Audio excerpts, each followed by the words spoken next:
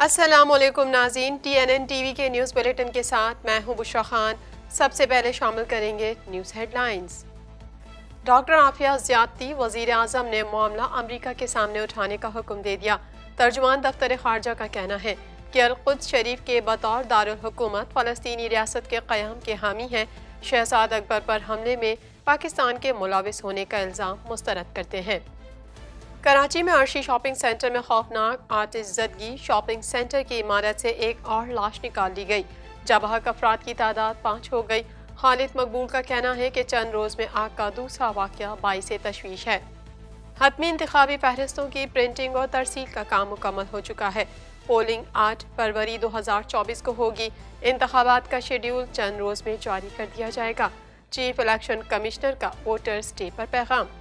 پاکستان اسرائیل کو دھمکی دے تو غزہ جنگ رک سکتی ہے۔ سربراہ حماس اسماعیل ہانیہ کا کہنا ہے کہ ہمیں بہت سی امیدیں ہیں۔ پاکستان اسرائیل کو پسپائی پر مجبور کرے گا، ہم کامیاب ہوں گے، اسرائیل اپنے ناپاک ارادوں میں ناکام ہوگا۔ ملک کے بیشتر علاقوں میں آج موسم سرد اور خشک رہنے کا امکان۔ پنجاب، خیبر پختونخوا کے میدانی علاقوں، بالائی سندھ میں دھند چھائے رہنے کا امکان۔ اسموگ کا راج برقرار، دنیا کے آلودہ ترین شہروں میں لاہور پھر سر فہرست۔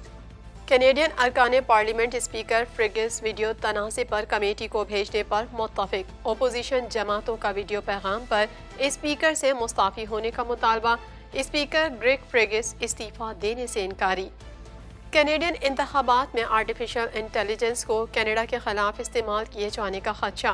کینیڈین سائبر جاسوس ایجنسی نے خبردار کر دیا۔ کمیونیکیشن سیکیورٹی اسٹیبلشمنٹ نے سائبر تھریٹ رپورٹ میں الرٹ جاری کیا ہے۔ کینیڈا کے شہر ٹورنٹو میں برف باری کے پیش نظر تیاری پر ماہرین نے سوال اٹھا دیے۔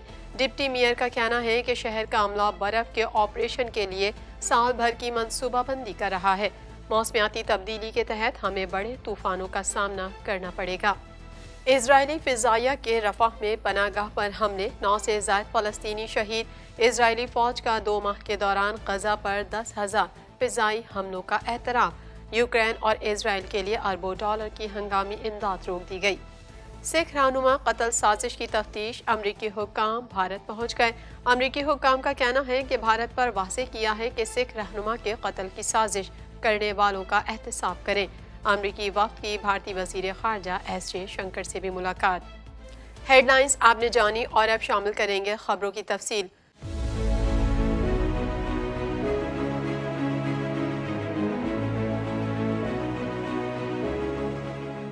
پونے 2 کروڑ کی آبادی پر مشتمل کراچی میٹروپولیٹن سٹی میں صحت کے حوالے سے ہسپتال تو بہت، لیکن فزیو تھراپی سینٹر نایاب ہیں۔ الحمدللہ ہم نے اس کمی کو پورا کرتے ہوئے گلستان جوہر میں زبیداس فزیو تھراپی سینٹر کا آغاز کر دیا ہے۔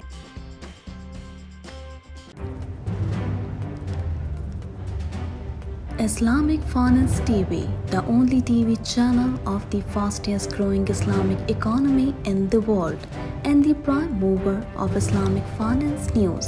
Follow us on our social media handles and watch our reports and educational program at www.islamicfinancetv.com. For advertisement, please contact us at islamicfinancetv@gmail.com.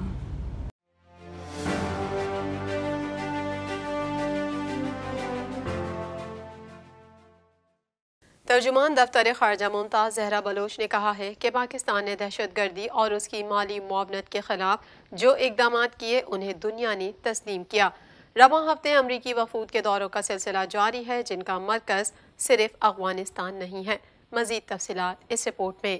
Pakistan نے دہشت گردی کے حوالے سے امریکی رپورٹ مسترد کر دی۔ ترجمان دفتر خارجہ ممتاز زہرا بلوچ نے کہا کہ پاکستان نے دہشت گردی اور اس کی مالی معاونت کے خلاف جو اقدامات کیے انہیں دنیا نے تسلیم کیا۔ رواں ہفتے امریکی وفود کے دوروں کا سلسلہ جاری ہے، جن کا مرکز صرف افغانستان نہیں ہے۔ ہفتہ وار بریفنگ کے دوران ترجمان دفتر خارجہ ممتاز زہرا بلوچ کا کہنا تھا جو بیانات ڈاکٹر عافیہ کے حوالے سے دیے گئے ہیں وہ سنجیدہ نوعیت کے ہیں۔ وزیر اعظم نے ہدایت دی ہے کہ یہ معاملہ امریکی محکمہ خارجہ سے اٹھا کر اس کی تحقیقات کرائی جائیں۔ ڈاکٹر عافیہ صدیقی اور تمام پاکستانیوں کی خیریت ہماری اولین ترجیح ہے۔ ترجمان نے بتایا، پاکستان غزہ میں اسرائیل کی جانب سے سویلین اہداف کے خلاف طاقت کے استعمال کی شدید مذمت کرتا ہے۔ اقوام متحدہ سیکریٹری جنرل کے مطابق غزہ میں شہریوں کو شدید خطرات لاحق ہیں۔ پاکستان اسرائیل کی طرف سے غزہ میں جاری طاقت کے مسلسل استعمال کی مذمت کرتا ہے۔ انہوں نے مزید کہا کہ غزہ میں صورتحال تیزی سے خراب ہو رہی ہے۔ اقوام متحدہ کے سیکریٹری جنرل کی طرف سے صورتحال کو ختم کرنے کی آواز کے ساتھ ہے۔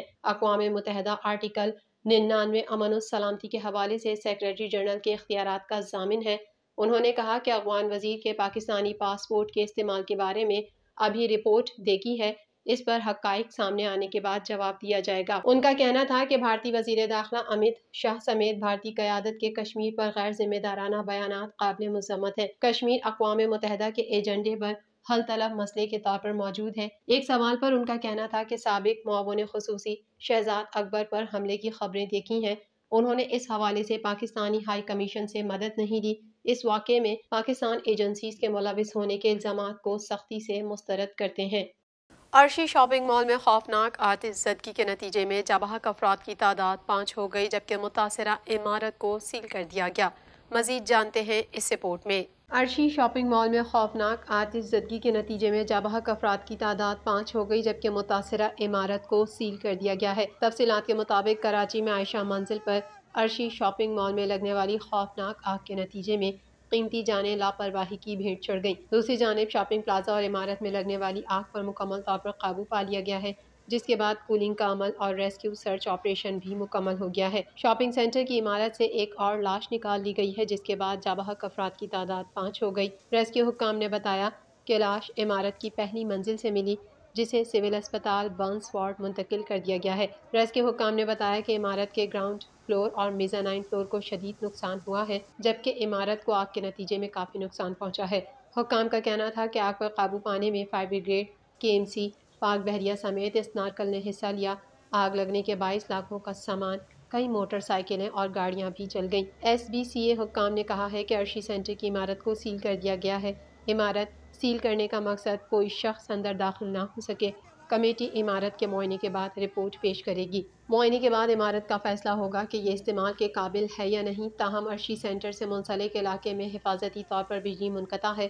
یاد رہے گزشتہ روز عائشہ منزل پر عرشی شاپنگ مال کی دکان میں آگ بھڑک اٹھی تھی، جس نے رہائشی عمارت کو بھی لپیٹ میں لے لیا۔ شہری عمارت کی چھت پر چڑھ کر بچاؤ بچاؤ چلاتے رہے، جبکہ عمارت کے سامنے کھڑی گاڑیاں اور موٹر سائیکلیں بھی جل کر راکھ ہو گئیں۔ عینی شاہدین نے بتایا فائر بریگیڈ 15 سے 20 منٹ تاخیر سے پہنچنے پر آگ نے مزید شدت اختیار کی۔ دوسری جانب متحدہ قومی موومنٹ پاکستان کے کنوینر ڈاکٹر خالد مقبول صدیقی نے کہا ہے کہ نگراں وزیر اعلیٰ سندھ آتش زدگی سے ہونے والے نقصان کا جواب دیں۔ MQM کے رہنما خالد مقبول صدیقی نے فاروق ستار کے ہمراہ کراچی میں میڈیا سے گفتگو کرتے ہوئے کہا، عرشی شاپنگ کی صورتحال آپ کے سامنے ہے۔ نگراں وزیر اعلیٰ سندھ کھل کر بتائیں ان کے پاس کتنے اختیارات ہیں۔ خالد مقبول صدیقی نے کہا، گزشتہ 15 سال سے اس شہر پر باہر کے لوگ مسلط ہیں۔ پاکستان کے واحد میٹروپولیٹن سٹی میں رشوت کے علاوہ کوئی قانون نہیں۔ اس شہر کو جنگل بنا دیا گیا ہے جس میں کوئی قانون نہیں۔ جنگل کے بھی کچھ قوانین ہوتے ہیں۔ ان کا کہنا تھا کہ گزشتہ 15 سال سے اس شہر پر لٹیروں کا قبضہ ہے۔ کراچی کو گزشتہ 15 سالوں سے باہر کے لوگوں سے چلایا جا رہا ہے۔ انتہا کے سارے پیمانے حد کو پہنچ چکے ہیں۔ چیف الیکشن کمشنر سکندر سلطان راجہ نے کہا ہے کہ انتخابات کا شیڈول آئندہ چند روز میں جاری کر دیا جائے گا۔ مزید جانیں گے اس رپورٹ میں۔ چیف الیکشن کمشنر سکندر سلطان راجہ نے کہا ہے کہ انتخابات کا شیڈول آئندہ چند روز میں جاری کر دیا جائے گا۔ ووٹرز ڈے کی مناسبت سے اپنے پیغام میں انہوں نے کہا کہ الیکشن کمیشن آف پاکستان اپنی تمام آئینی اور قانونی ذمہ داریوں سے بخوبی آگاہ ہے۔ ہم شفاف اور پرامن انتخابات کے انعقاد کے لیے پوری طرح تیار اور پرعزم ہے۔ الیکشن کمیشن یقین دلاتا ہے کہ الیکشن کے دوران مکمل تحفظ فراہم کیا جائے گا تاکہ آپ مکمل رازداری اور شفافیت کے ساتھ اپنا حق رائے دہی استعمال کر سکیں۔ انہوں نے کہا کہ الیکشن کمیشن آئندہ عام انتخابات کی تیاریوں میں مصروف عمل ہے۔ حتمی انتخابی فہرستوں کی پرنٹنگ و ترسیل کا کام مکمل ہو چکا ہے۔ الیکشن کمیشن چند روز میں ڈسٹرکٹ ریٹرننگ افسران اور اسسٹنٹ افسران کا نوٹیفیکیشن جاری کرے گا اور چند روز میں الیکشن شیڈول بھی جاری کر دیا جائے گا۔ چیف الیکشن کمشنر نے اپنے پیغام میں مزید کہا کہ قومی ووٹرز ڈے کے موقع پر الیکشن کمیشن عوام سے اپیل کرتا ہے کہ وہ ملک و قوم کے روشن مستقبل کے لیے اپنا حق رائے دہی استعمال کریں۔ الیکشن کمیشن کے ساتھ تعاون کریں، پرامن انتخابات کے انعقاد کو یقینی بنائیں۔ عوام کو یاد رکھنا چاہیے کہ آپ کے ہاتھوں میں ووٹ کی طاقت ہے، اپنے اور اپنے بچوں کے مستقبل کو سامنے رکھ کر اپنے ووٹ کا استعمال کریں۔ انتخابات کے سلسلے میں بے بنیاد خبروں اور افواہوں پر یقین نہ کریں۔ چیف الیکشن کمشنر نے عوام سے اپیل کی کہ وہ انتخابی عمل میں بھرپور حصہ لیں، یہ عوام کا حق بھی ہے اور قومی فریضہ بھی۔ الیکشن کمیشن اس وقت آئندہ عام انتخابات کی تیاریوں میں مصروف عمل ہے۔ حتمی انتخابی فہرستوں کی پرنٹنگ و ترسیل کا کام مکمل ہو چکا۔ الیکشن کمیشن چند دنوں میں ڈسٹرکٹ ریٹرننگ افسران اور اسسٹنٹ افسران کا نوٹیفیکیشن جاری کرنے جا رہا ہے، اور اس کے ساتھ ہی چند روز میں الیکشن شیڈول دیا جائے گا اور پولنگ 8 فروری 2024 کو ہوگی۔ حماس کے سربراہ اسماعیل ہانیہ نے کہا ہے کہ پاکستان اسرائیل کو دھمکی دے تو غزہ جنگ رک سکتی ہے۔ مزید تفصیلات اس رپورٹ میں۔ حماس کے سربراہ اسماعیل ہانیہ نے کہا ہے کہ پاکستان اسرائیل کو دھمکی دے تو غزہ جنگ رک سکتی ہے۔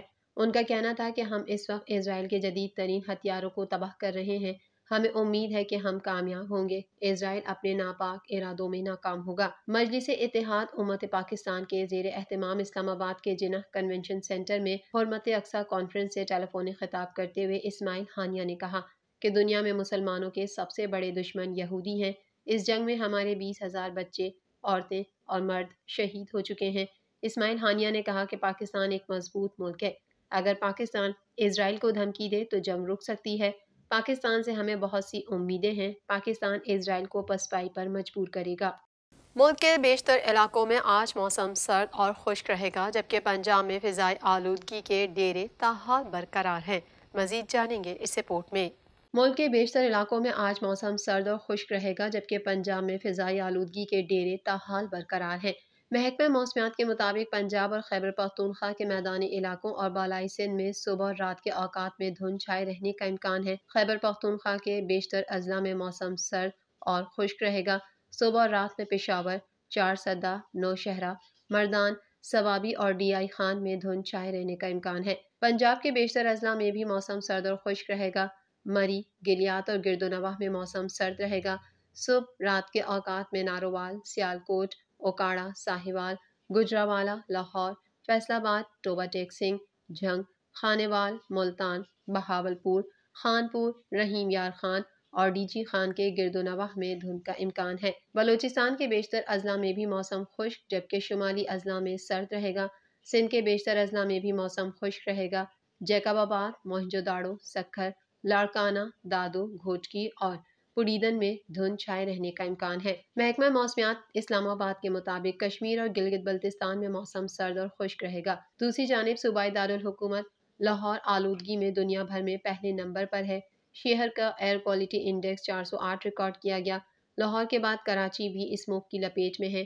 شہر قائد میں فضائی آلودگی کی شرح 174 ہو گئی ہے۔ فضائی آلودگی کے باعث شہریوں کا سانس لینا بھی محال ہو چکا ہے۔ طبی ماہرین نے لوگوں کو احتیاطی تدابیر اختیار کرنے کی ہدایت کی ہے۔